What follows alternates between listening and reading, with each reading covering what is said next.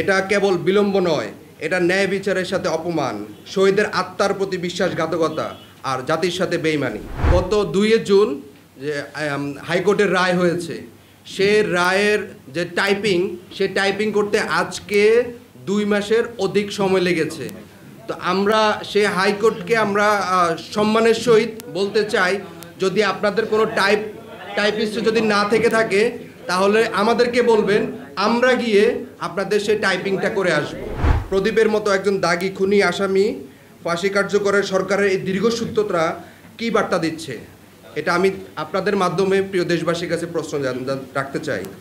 যে অপরাধীরা রাজনৈতিক বা প্রশাসনিক ছত্রছায়া থাকলে বিচার এড়িয়ে যেতে পারে, এই বিলম্ব শুধু ভুক্তভোগী পরিবারের নয়, আমাদের সবার প্রিয় আমাদের আর্ম ফোর্সেস, আইনশৃঙ্খলা বাহিনী এবং সাধারণ মানুষের মনোবলকে আঘাত করেছে।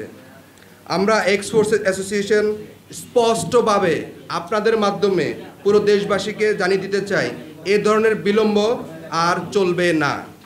আমরা আজ 11 আগস্ট 2025 ঢাকা রিপোর্টার্স ইউনিটির সংবাদ সম্মেলন করে সরকারের কাছে চূড়ান্ত দাবি জানাই, প্রদীপের ফাঁসি কার্যকরের নির্দিষ্ট তারিখ অবিলম্বে ঘোষণা করতে হবে, অন্যথায় আমরা আরও কঠোর কর্মসূচিতে যেতে বাধ্য হব। আমরা বিশ্বাস করি, ন্যায় বিচার শুধু আদালতের রায়ে নয়, তা বাস্তবায়নে প্রমাণিত হয়, আর সেই বাস্তবায়ন না হলে জনগণের প্রতি, আইন বিচার বিভাগের প্রতি চ্যালেঞ্জ ছোড়া হয়।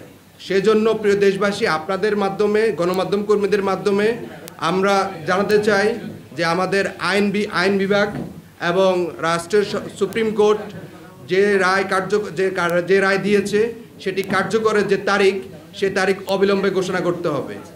আমরা আপনাদের জ্ঞাতার্থে আরেকটি বিষয় জানিয়ে রাখি, আপনারা জানেন যে গত 2 জুন যে হাইকোর্টের রায় হয়েছে, সে রায়ের যে টাইপিং করতে আজকে 2 মাসের অধিক সময় লেগেছে।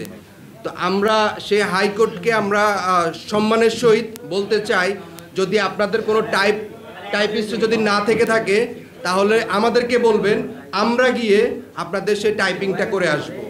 আপনি যেটা বলেছেন যে মেজর সিনা মোহাম্মদ রাশেদ 2022 সালে এই হত্যাকাণ্ডটি হয়েছে, তারপরে আপনারা জানেন আজকে দীর্ঘ 3টি বছর পরবর্তী সময়ে বিচারের নামে যে প্রহসন হয়েছে, সেই প্রহসনের ধারাবাহিকতায় আজকে 3 বছর অতিবাহিত হয়েছে, আপনারা সেটা দেখেছেন।